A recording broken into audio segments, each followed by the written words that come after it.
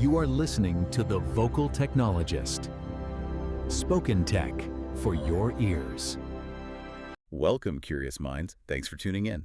Today, we're getting into some really interesting corners of the tech world. Yeah, we'll be looking at everything from the nitty-gritty of scaling systems. Right. To what's really happening with AI versus, all the hype. And we've got some cool new tools to spotlight, plus a weird Mac gaming thing I stumbled across. And maybe even touch on what success looks like in this crazy industry. Should be a good discussion. From your friends here at Vocal Technologist. Okay, so load balancing, we hear about it all the time.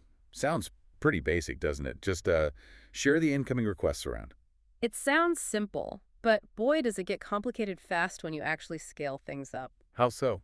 What breaks first? Well, that simple round-robin thing, where you just cycle through servers, that falls apart pretty quickly. Because not all requests are equal, right? Exactly. You've got heavy database calls mixed with light stuff.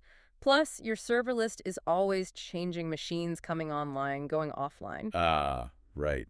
You can't just instantly throw traffic at a new server, can you? It needs to warm up. Precisely. And you need to drain connections gracefully from servers you're taking out. And here's the kicker.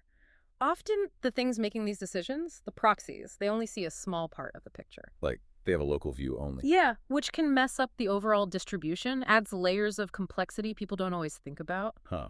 Sorry, those hidden details. Yeah.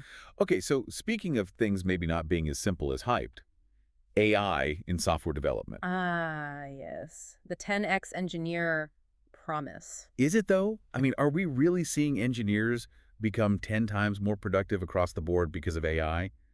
What's the ground truth? It's a really important question, and the answer seems to be not quite. Not that 10x jump, generally. Okay.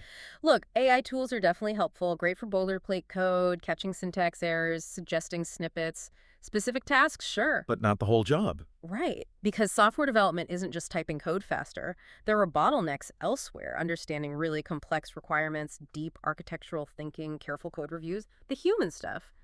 AI isn't speeding that up dramatically. And I've heard that the large language models, the LLMs, even though they can write impressive code, they kind of struggle with the bigger picture. That's exactly it. They can generate code, sometimes pretty well. They can even update existing code.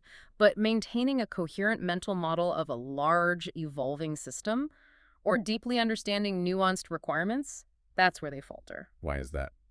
They run into issues like context omission, basically forgetting what you told them earlier, or recency bias, focusing too much on the very last instruction. And of course, hallucination, just making stuff up. Huh. Yeah, not great for building reliable systems. Not really. It Yeah. stops them from properly iterating towards a really robust solution.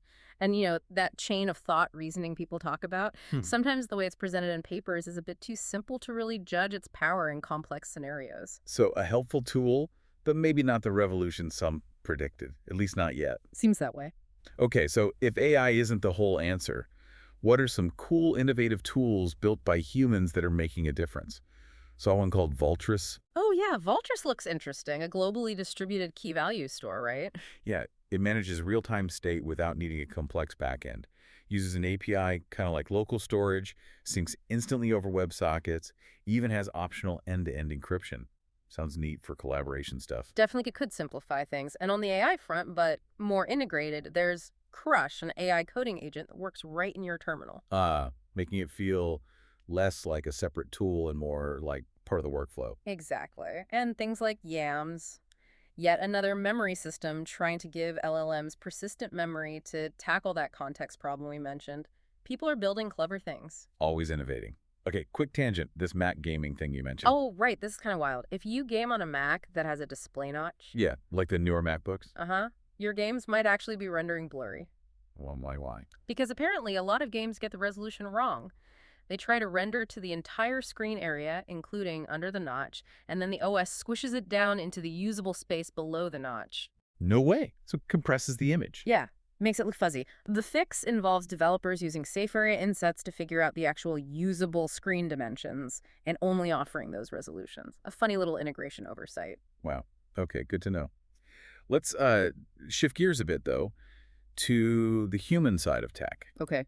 We're hearing about this trend, particularly in AI startups, really extreme work hours.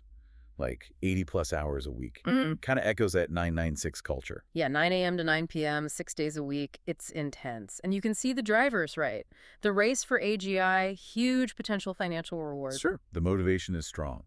But the Just risk of burnout is massive. And honestly, beyond a certain point, working those kinds of hours can actually make people less productive, less creative in the long run. It's often counterproductive. it's such a stark contrast when you think about someone like, say, Steve Wozniak. Boys, yeah. He famously said life wasn't really about accomplishment for him, it was about happiness. He gave away a ton of his Apple stock, found joy in the work itself and teaching philanthropy, not just accumulating wealth.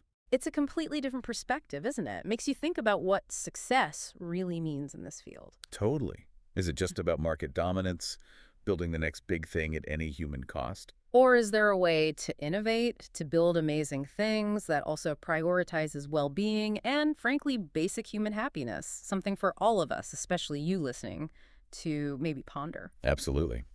Well, that brings us to the end of our chat for today. We've covered a lot, the surprising depths of load balancing, a reality check on AI productivity, some genuinely useful tools, that weird Mac quirk, and finished on some food for thought about work and life. It's been a good discussion. Yeah, thanks for joining us for this exploration. Until next time, stay curious, keep learning, and keep asking those big questions. Spoken Tech for your ears.